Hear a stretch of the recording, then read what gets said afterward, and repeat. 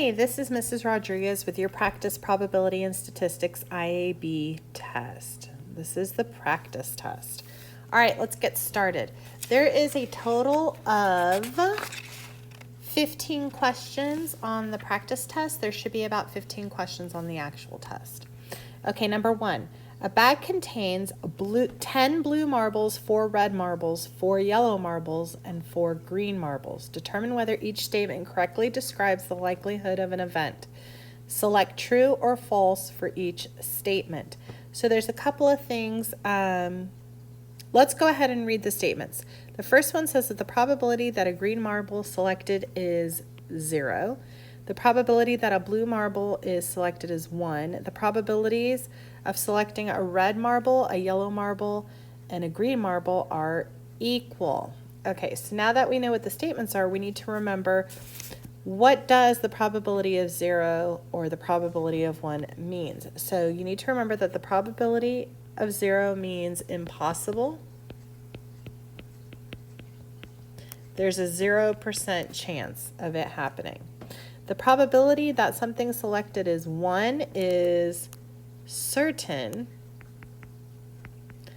and that means that there's a 100% chance of it happening.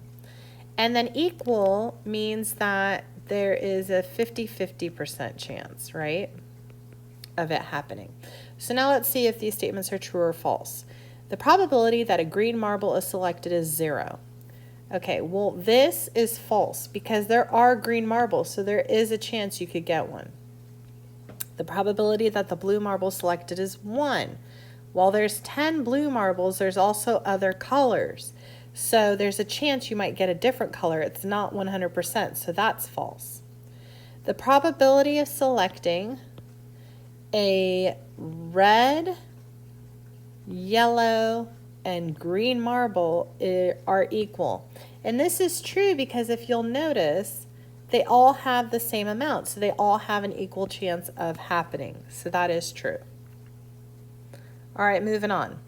Question 2. Amelia wants to estimate the number of students in her 7th grade class who are interested in starting a math club. She needs to create a random sample of students. How should Amelia collect her sample data? So remember, we always want to start off with underlining or highlighting the most important stuff. So Amelia wants to estimate the number of kids in her 7th grade class who are interested in starting a math club. She needs to create a random sample. How should she collect her data? So this is important. She only wants to know if the 7th grade class are interested, so that means it doesn't matter what the 6th or 8th graders want. And random sample means that everyone in the 7th grade population has to have an equal chance of being selected or giving input for the survey. So let's go ahead and start reading the types of samples. A, Amelia should ask 30 kids from 6th grade. Well, this is going to be a no because she's interested in the 7th grade class, not the 6th graders. So that's a no. Go ahead and cross that out. Amelia should ask 30 students from the entire school. Once again, this is no good because we don't care about the 6th or 8th graders. We only care about the 7th grade students starting a math club. C, Amelia should ask 30 students in her math class.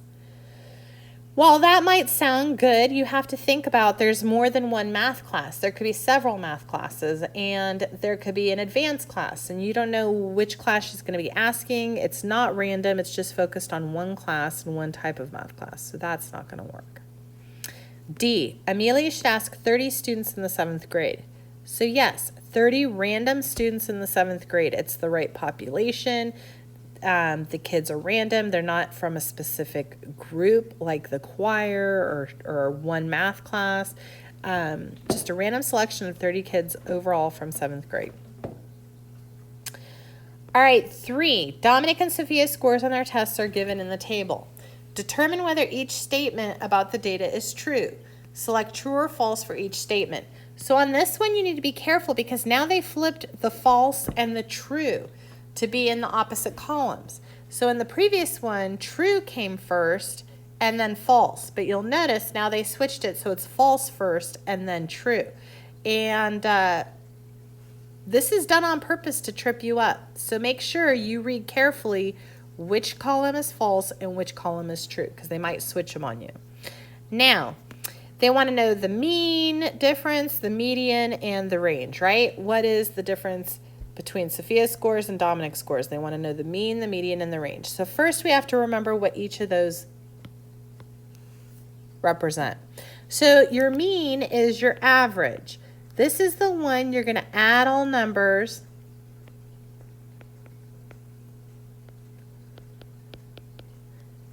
and then divide. Oops. I did the division sign instead of the number sign, the pound sign. Okay, add all numbers and then divide by however many numbers there are.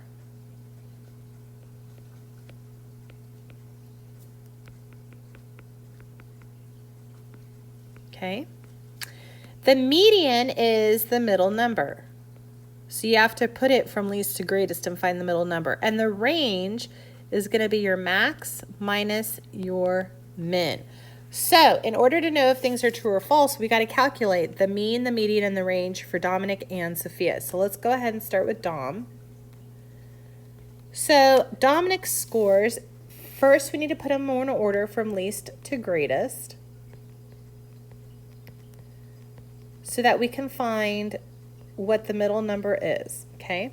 So in this case, we have two middle numbers, 33 and 35, so it's going to be 34 is halfway in between. Remember, if there's two numbers, instead of one number in the middle, you add them together, and then you divide by 2. So in this case, that would be 68 divided by 2, which equals 64. Or what's the number that's halfway between 33 and 35? And that would be 34. Oops, not 64.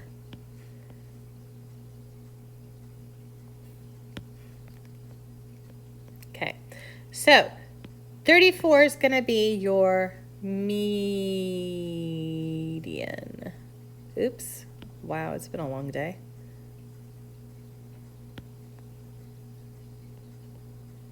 Okay, now for your mean, we add them all together and divide by however many numbers there are. So it's going to be 28 plus 33 plus 35 plus 38, and we get a total of 134. And now we're going to divide by 4 because that's how many numbers there are. And we get 33.5. So that's going to be our mean, 33.5. Okay, and then the range is the max minus the min. So that's going to equal 38 minus 28, which equals 10.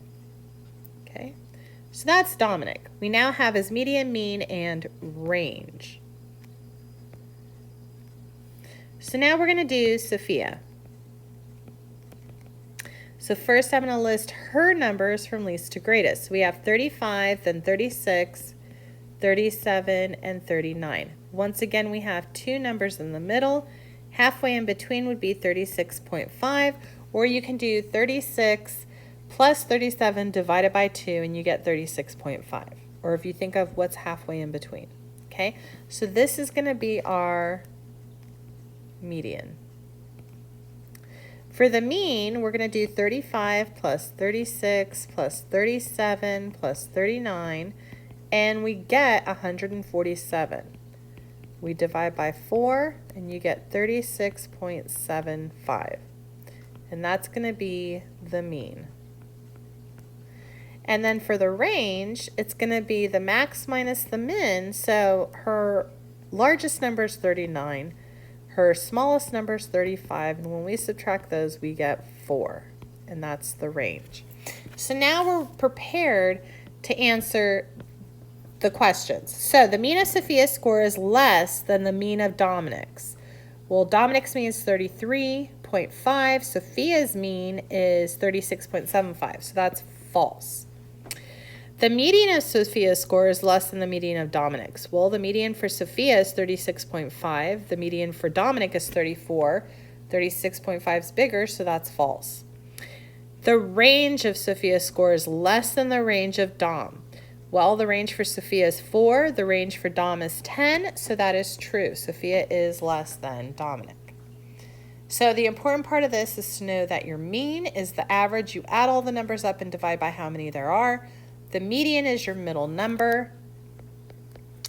And the range is your max minus min, or biggest minus smallest number. Okay, number 4.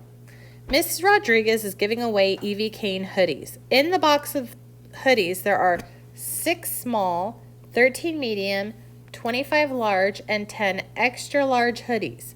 Each student reaches in and randomly pulls out a hoodie. Determine whether each statement correctly describes the likelihood of an event based on the box of hoodies.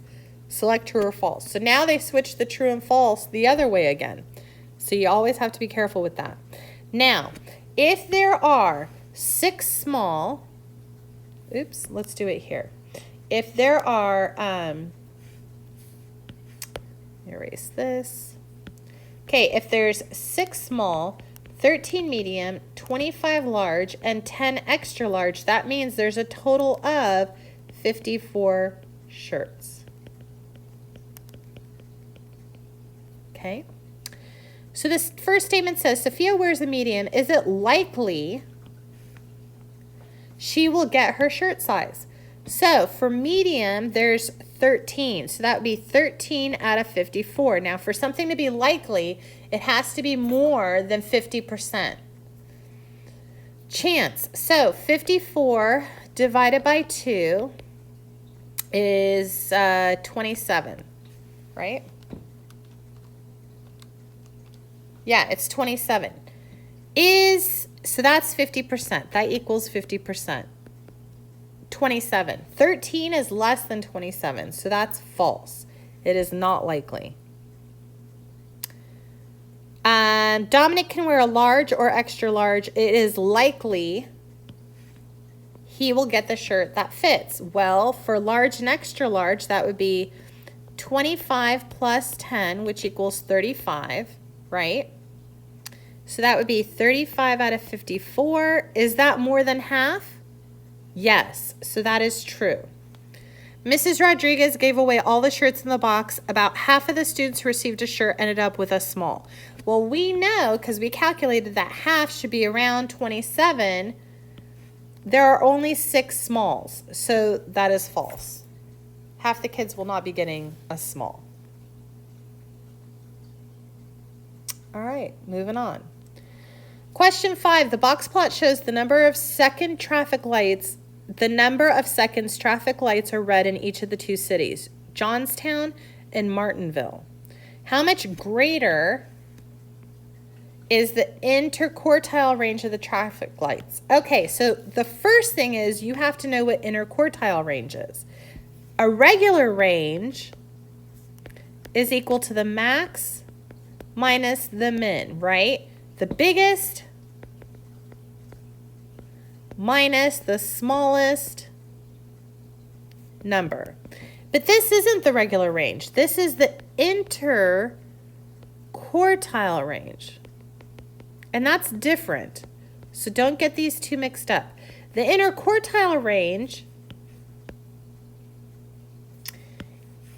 is equal to your quartile 3 minus your quartile 1. So remember, regular range is your biggest minus your smallest.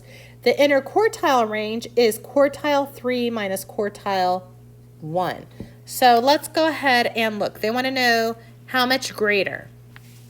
Well, for Martinsville, our Q1 is 60 and our Q3 is 100.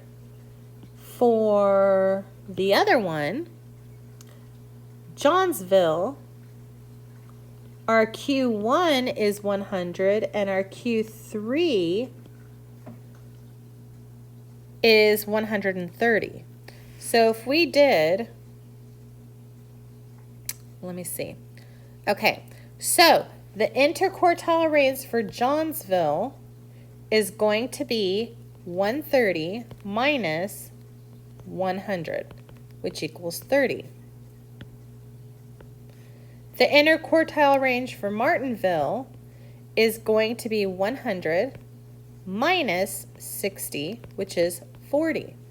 And if we want to know how much greater, we would do 40 minus 30 and you get 10. It is 10 greater.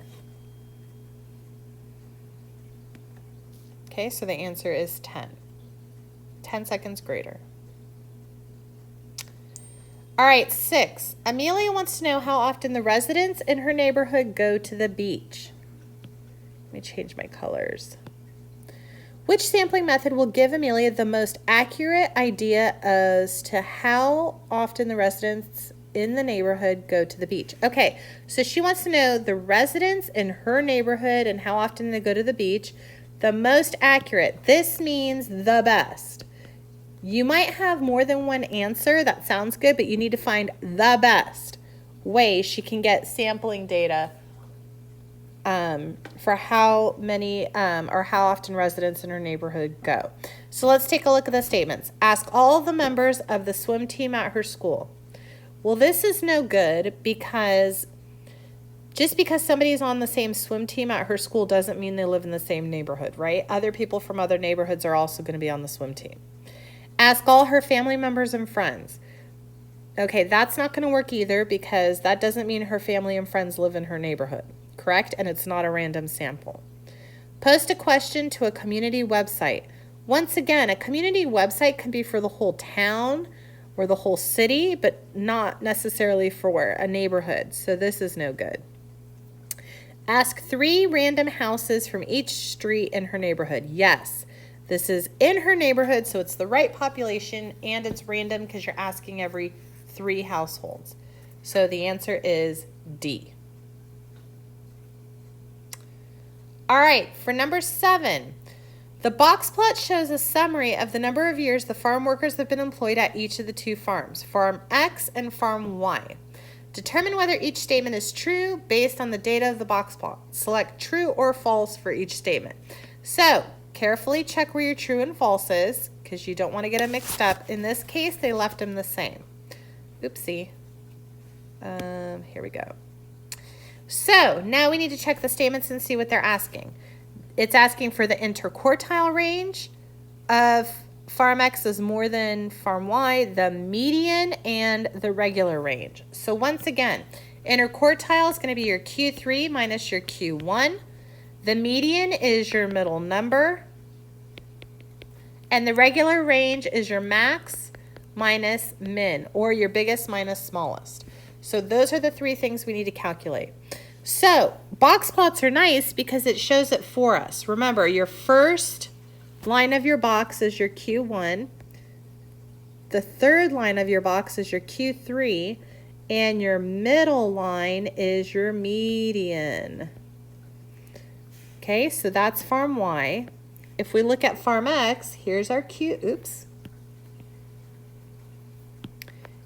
our Q1, the first line. Here's our median. And here is our Q3. Okay? And then, of course, our whiskers make up our smallest and largest number, or max and min. So our min's going to be the first dot, the beginning of the first whisker, and our max is going to be our last dot, or the end of our second whisker. Now we're ready. So the interquartile range of X is more than the interquartile range of Y.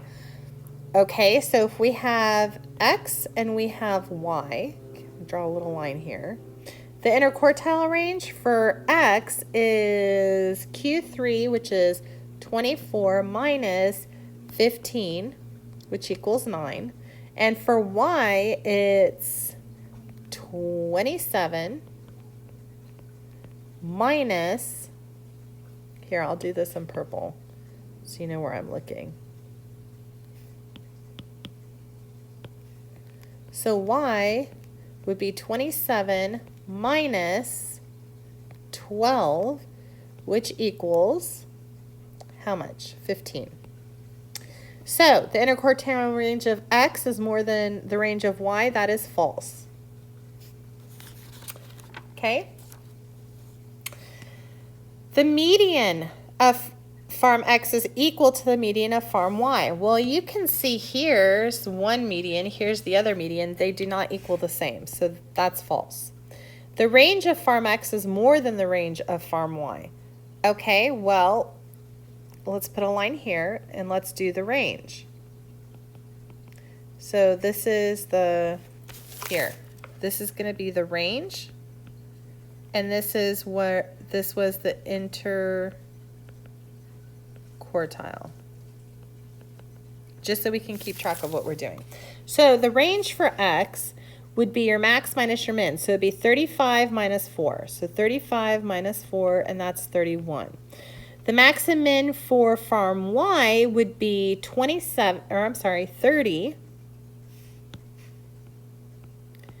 minus 5, which equals 25. So farm X is more than farm Y? No. Hold on. So we have, I just want to check my numbers. The max is 30, the min is 5, that's 25. The max is 35 minus the min, which is 4, and that's 31. Farm X is more than, yeah, it's more. 31 as opposed to 25. There you go.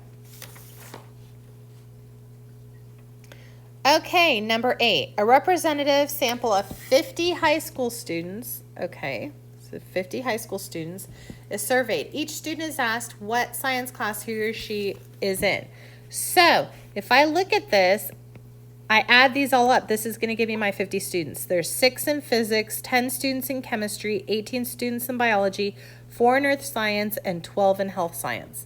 Select all statements. Remember, select all means more than one answer that are valid based on the results. Okay, so A, of the high school students surveyed, 20% are taking chemistry.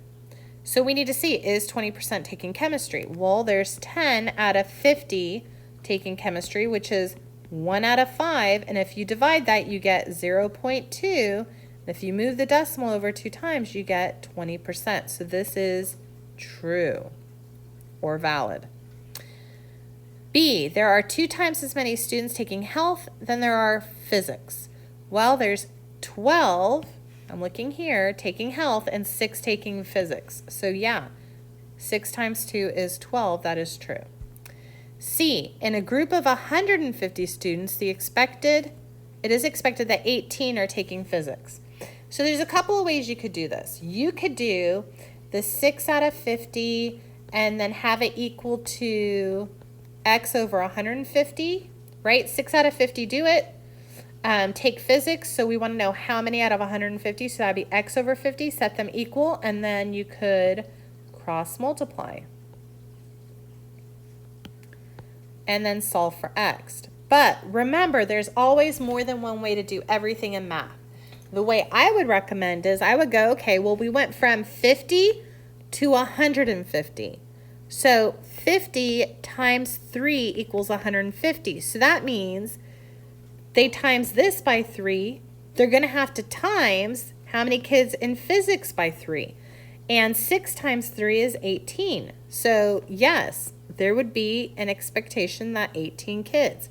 So A, B, and C are all valid. Remember, valid means, let me get a different highlighter.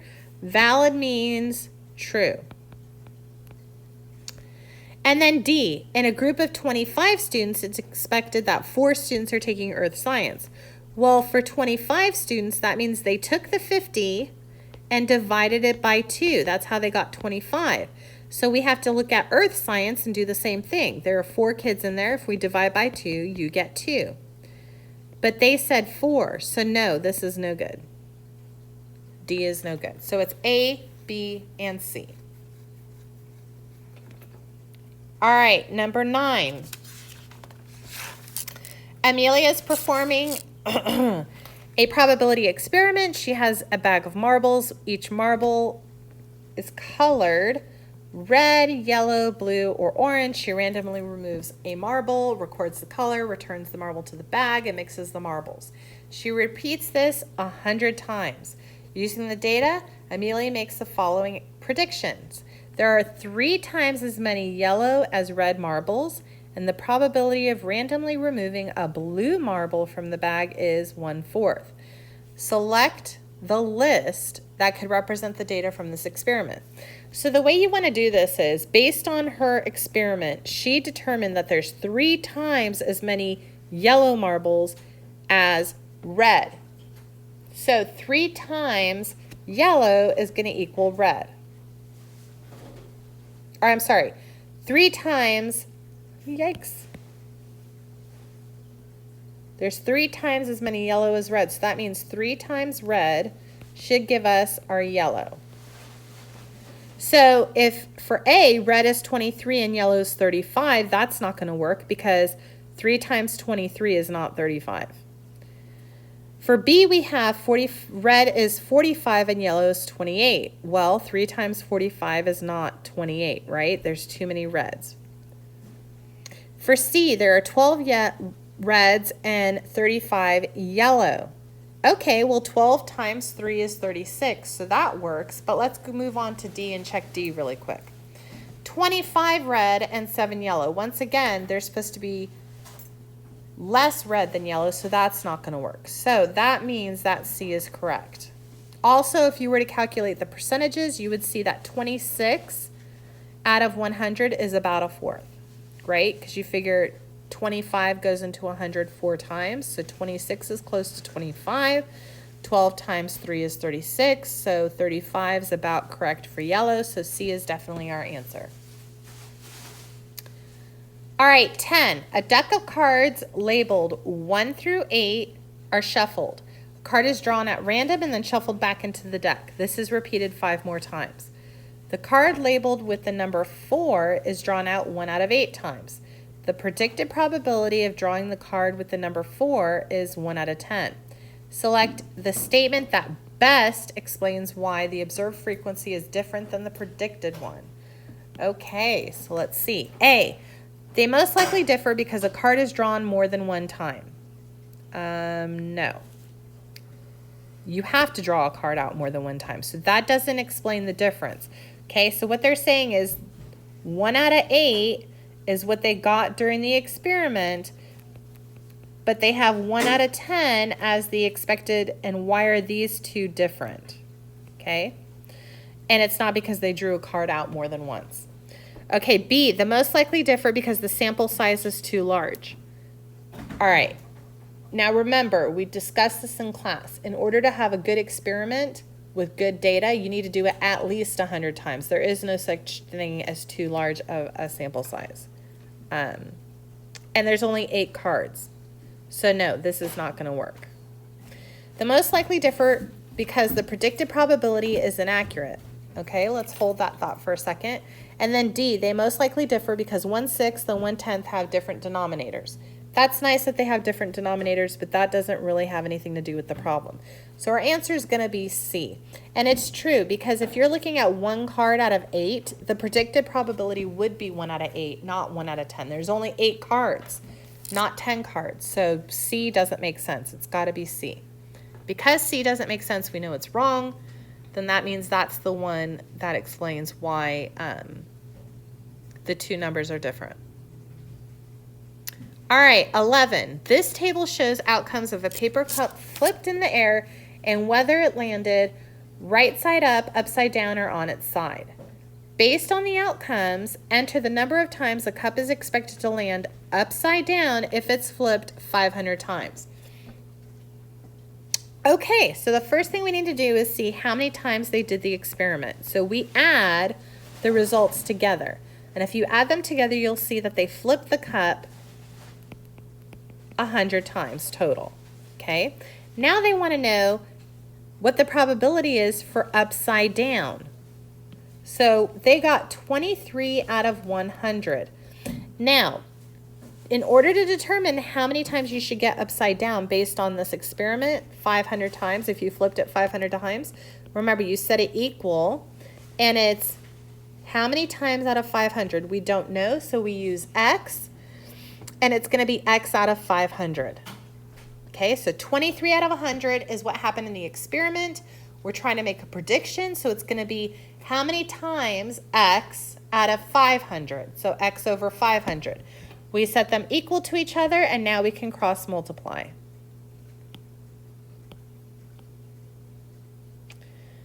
When you cross multiply, you're going to get 100x equals 23 times 500. So that's going to be 100x equals 11,500. We can draw the river and go ahead and divide both sides by 100. And you end up with x equals 115. So that's how many times out of 500 we can expect to get upside down, the cup to land upside down if we flipped it 500 times. Okay, so remember, when making predictions, you set up the proportion that they give you from the experiment that they did, and then you set it equal to the proportion you're looking for. How many out of a total, then it's going to be x over the total, or if it's, you get it 11 times, how many times did you do it, then it would be 11 over x. Set up your two proportions, set them equal to each other, and then cross multiply.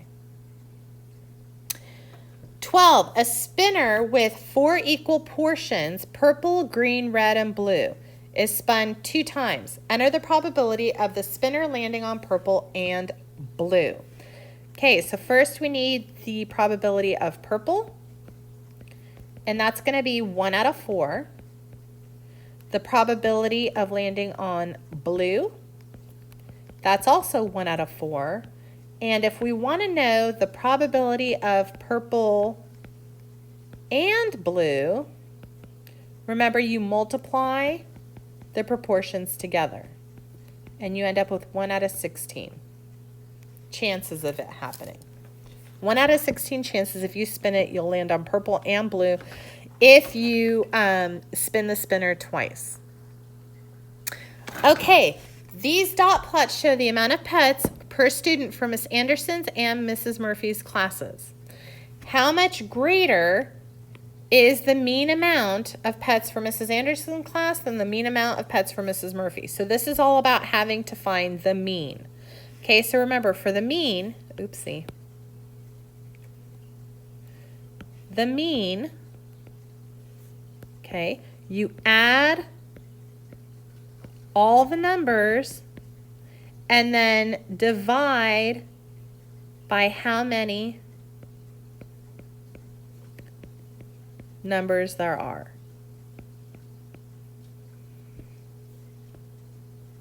So we have Murphy's class first, so let's go ahead and calculate that one. So we have 0 and 0, or 0 plus 0 plus 1, 2, 3, 4 ones, so that's just 4, plus 2, plus 3 3s, which equals 9, plus 2 4s, which equals 8, plus 1 5, plus 1 6. If we add those all together, we're going to get 34. Okay, so that's the total. Now we divide by how many numbers there are. So there's 1, 2, 3, 4, 5, 6, 7, 8, 9, 10, 11, 12, 13, 14 numbers that we added together. So we're going to divide by 14 and you get a mean of 2.43. So that's Murphy's mean. Now let's go ahead and do Anderson's. So Anderson has 3 zeros, so that's just 0 plus 2 2s, which is 4, plus 3 3s, which is 9, plus, there's no 4, so we skip it, 2 5s, which is 10, 3 6s, 3 times 6 is 18, and 1 8. Okay, if we add those all together, we get 49. And there is 1, 2, 3, 4, 5, 6, 7, 8, 9, 10, 11, 12, 13, 14 numbers. So we're going to divide by 14, and you get 3.5. So when it asks how much greater, then you're going to do 3.5 minus 2.43, and you end up with 1.07. So that's the answer, 1.07.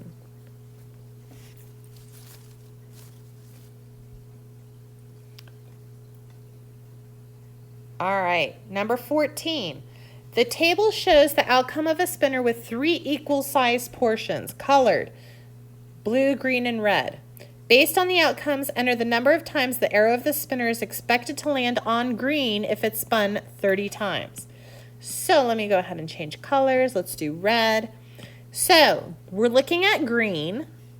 If I were to add these all together to see how many times they spun it, okay, if I were to add them all together, we would see that they spun it a total of 300 times. So 300 total times. And they want to know how many expected for green. So remember, you set up your proportion from the experiment, and they got 110 over 300 spins. And they want to know how many times you'll get it out of 30 spins. So 30 is your total, and we want to know how many. So that's our x. Now that we have the two proportions set equal to each other, we can go ahead and cross multiply. Okay. You end up with 300x equals 110 times 30, which is 300x equals 3,300.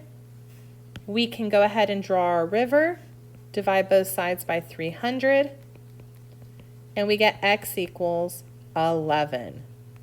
So that's how many times we do expect to get green, 11 times. Okay? And finally, last but not least, number 15. This is a long practice test, guys, so thank you for hanging in there with me. Sophia has a fair six-sided cube with colored faces. Okay, so when they say fair six-sided cube with colored faces, think of a dice. But instead of numbers, there's colors. Okay, she rolled it 320 times and recorded what colors she got. Based on the table, what is the most likely number of sides Sophia's cube that are green? Okay, so once again, we're looking at green.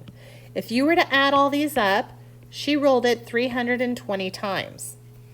Okay, if we want to know most likely green, okay, the number of sides that are most likely green, we need to see what percentage is 99 out of 320. So if I want to know a percentage, I set up my fraction or my proportion, 99 out of 320. And remember that this fraction bar means also to divide. So if I divide that, that's going to turn it into a decimal. And then remember, you move the decimal places 2 times to get the percent. So now I know that green happened 31% of the times when she rolled the cube 320 times. So our goal now is to figure out, is it 1 side, 2 sides, 3 sides, or 4 sides that give you about 31%? So 1 out of 6, if I were to divide it, I would get 0.17, which is 17%. 2 sides would give us 0.33, which is 33%. 3 sides would be 3 out of 6, which gives us 0.5, which is 50%. And 4 out of 6 sides would give us 0.67, which is 67%. Now, we want something that has the same percentage. So if it's 31% for 99 out of 320, we want the thing that's the number of sides that's closest to 31%. So that's going to be 33%, right? 2 out of 6 sides gives us 33%. So it would make the most sense that that's how many sides would have the color green. All right, guys, here is your data splash for the practice test. Don't forget to study this and memorize it so you can fill out your data splash and get full credit. And as always, if you have any questions or need additional help or support, feel free to ask me during class, after class, or set an appointment with me to meet with me for office hours or meet with me at lunch. I hope you have a great day. Bye.